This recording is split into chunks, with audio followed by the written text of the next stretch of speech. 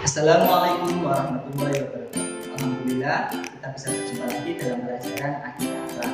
Sebelum dimulai, alangkah baiknya kita mulai dengan membaca Bismillah bersama-sama. Bismillahirrahmanirrahim. Oke anak-anak, hari ini kita akan belajar tentang akhlak terpuji.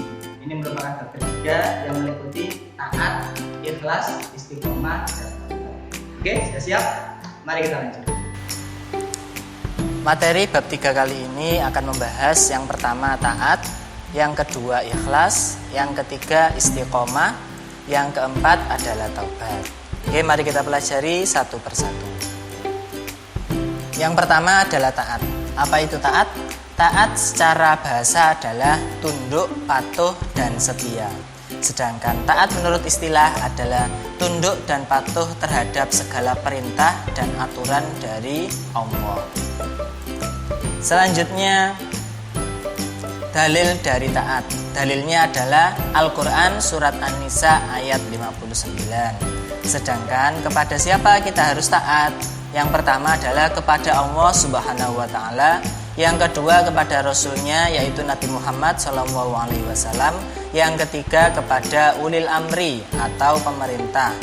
Kalau di atas kita berarti guru atau orang tua. Jadi ulil amri ini adalah orang yang mempunyai wewenang atau wilayahnya di atas kita. Wilayah yang paling tinggi adalah pemerintah di Indonesia contohnya. Kalau di wilayah sekolahan ada bapak ibu guru, ada kepala madrasah. Kalau di rumah ada orang tua, ada kakak, dan seterusnya. Itu adalah taat. Selanjutnya contoh dari taat. Taat contohnya adalah Ahmad senantiasa menggunakan masker saat keluar rumah. Di musim pandemi ini, anjuran atau perintah dari pemerintah, dari Dinas Kesehatan adalah untuk selalu menggunakan masker. Nah, ini termasuk contoh taat kepada ulil amri. Yang perlu digarisbawahi adalah taat kepada ulil amri ini ada batasannya. Batasannya adalah ketika ulil amri atau seseorang menyuruh kita untuk melakukan perbuatan maksiat atau dosa, maka tidak boleh dilaksanakan atau tidak boleh ditaati.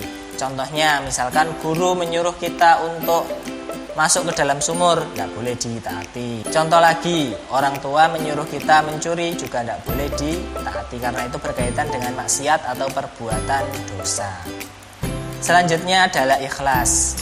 Pengertian ikhlas menurut bahasa, ikhlas berarti bersih dari kotoran atau murni. Selanjutnya menurut istilah adalah niat mengharap ridho Allah semata dalam beribadah. Itu artinya ikhlas. Dalil dari ikhlas adalah Al-Quran surat Al-An'am ayat 162. Contoh perbuatannya, contohnya belajar diniati mencari ilmu, bukan niat mencari pujian dari guru, pujian dari orang tua. Misalkan contoh di rumah, sampean di rumah ternyata dilihat orang tuanya belajar, tapi ketika orang tuanya tidak ada, sampean buka HP, main game dan sebagainya. Ini namanya belajarnya tidak diniati dengan ikhlas, tapi diniati hanya mengharapkan pujian dari orang lain. Ini yang kita harus perbaiki bersama-sama. Selanjutnya istiqomah. Apa itu istiqomah? Secara bahasa istiqomah adalah lurus, tegak, dan konsisten. Konsisten itu artinya terus-menerus. Menurut istilah, istiqomah adalah sikap senantiasa menjalankan ibadah dan ketaatan kita kepada Allah secara terus-menerus dan konsisten. Itu adalah istiqomah. Dalil dari istiqomah adalah Al-Quran surat Fussilat ayat 30. Selanjutnya contoh dari istiqomah. Contohnya adit senantiasa sholat berjamaah di musola. Nah, perbuatan istiqomah ini memang sangat utama atau mulia, bahkan diibaratkan lebih mulia dari 1000 karomah. Karomah itu kemuliaan yang hanya dimiliki oleh para wali Allah. Istiqomah memang berat untuk dilaksanakan di awal-awal, tapi ketika kita sudah terbiasa untuk beristiqomah, maka kita akan menjadi biasa. Jadi bisa karena biasa. Contohnya mungkin adik-adik awalnya dulu cara sholatnya agak susah, menghafalkan bacaan, menghafalkan gerakan. Tapi ketika sudah terbiasa, secara tak sadar tubuh kita langsung refleks bahwa sholat kita harus dimulai dengan takbiratul ihram, harus dimulai dengan berdiri, rukuk, sujud, dan seterusnya. Jadi karena sudah biasa, kita menjadi bisa dan mudah untuk melaksanakan gerakan sholat. Selanjutnya, manfaat dari perbuatan istiqomah. Yang pertama, mendorong melakukan kebaikan. Yang kedua, mencegah dari melakukan kejahatan. Yang ketiga, tahan terhadap godaan. Yang keempat, kita diberikan rasa aman dan diangkat kesedihannya. Selanjutnya, materi yang keempat yang tak kalah pentingnya adalah taubat. Pengertiannya, taubat menurut bahasa berarti kembali. Kembalinya berarti kita kembali kepada Allah. Selanjutnya menurut istilah adalah kembali ke jalan yang benar dengan didasari keinginan untuk tidak melakukan dosa atau kesalahan lagi. Dalil dari perbuatan taubat adalah Al-Quran surat At-Tahrim ayat 8. Kemudian ada istilah taubat nasuha. Apa itu taubat nasuha? Taubat nasuha adalah taubat dengan sebenar-benarnya atau taubat dengan semurni-murninya.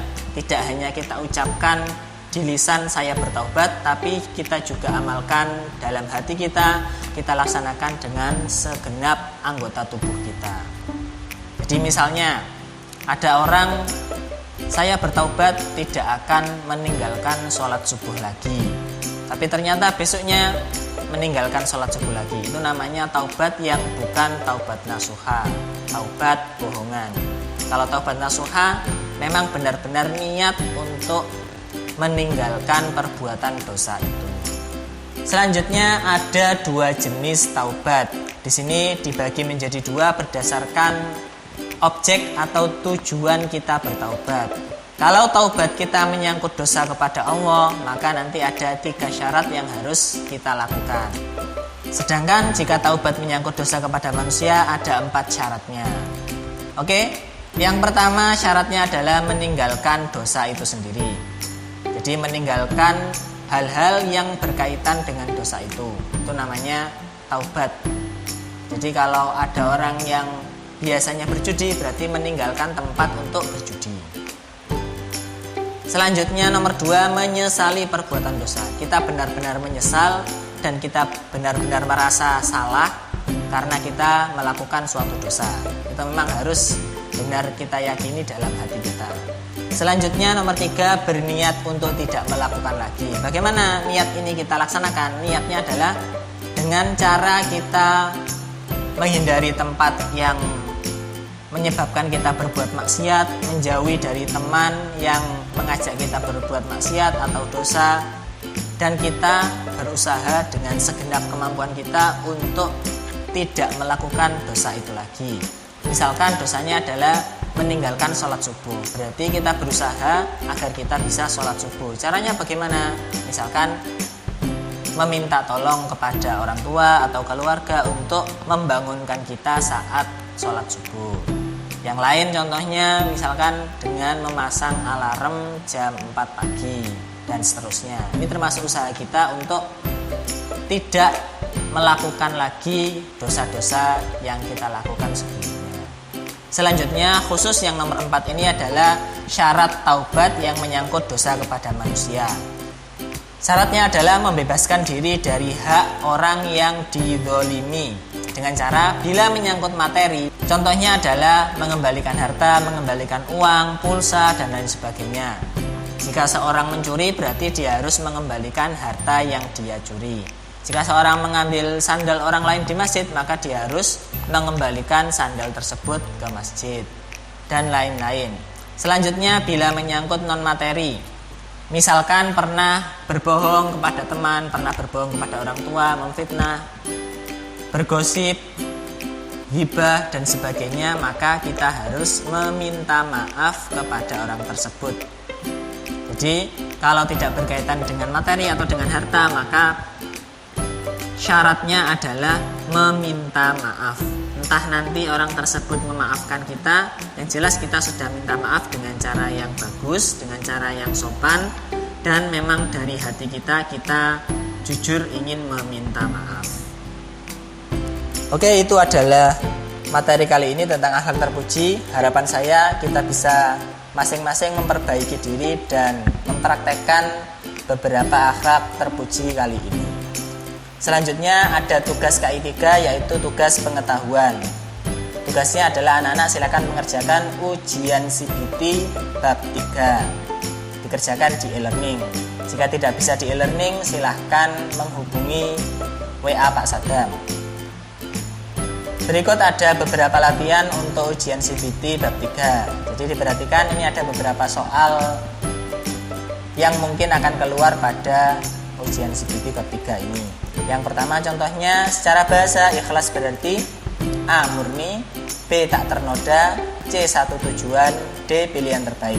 Jawabannya adalah jawabannya A. Murni. Selanjutnya contoh yang kedua, taubat nasuha berarti A. semurni-murninya, B. sepuas-puasnya, C. pura-pura, D. istighfar. Jawabannya adalah jawabannya adalah A. semurni-murninya. Selanjutnya soal yang nomor 3, berikut syarat bertaubat kecuali. Anak-anak diperhatikan kata-kata kecuali ini. Yang pertama, jawabannya A. mengubah bentuk dosa, B. menyesali dosa yang dilakukan, C. berniat tidak mengulangi dosa lagi, dan D. meninggalkan perbuatan dosa itu. Dilihat, diingat-ingat ada kata kecuali. Berarti jawabannya adalah A. mengubah bentuk dosa. Selanjutnya nomor 4, seseorang yang beramal jariyah secara diam-diam, termasuk contoh perbuatan A. ikhlas, B. taat, C. istiqomah, D. taubat. Jawabannya adalah benar, jawabannya adalah ikhlas. Oke, mungkin itu saja beberapa contoh yang mungkin nanti keluar dalam ujian CBT. Oke, seperti biasa soalnya ada 10. Jadi anak-anak silakan belajar dulu, kemudian dikerjakan dengan sebaik-baiknya. Diawali dengan bismillah agar hasilnya maksimal. Oke, mungkin itu dari Pak Sadam. Ada sedikit kata-kata yakni ikhlas. Kita harus bisa menerapkan ikhlas ini karena ikhlas ini memang mudah diucapkan tapi sulit untuk dipraktekkan. Maka mari kita memperbaiki diri kita bersama-sama dengan senantiasa ikhlas dalam berbuat suatu apapun.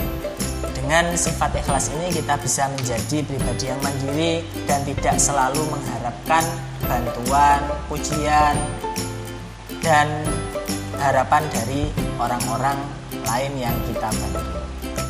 Oke, mungkin itu dari saya. Tetap istiqomah belajar, jaga kesehatan, dan jaga sholat 5 waktu. Saya akhiri.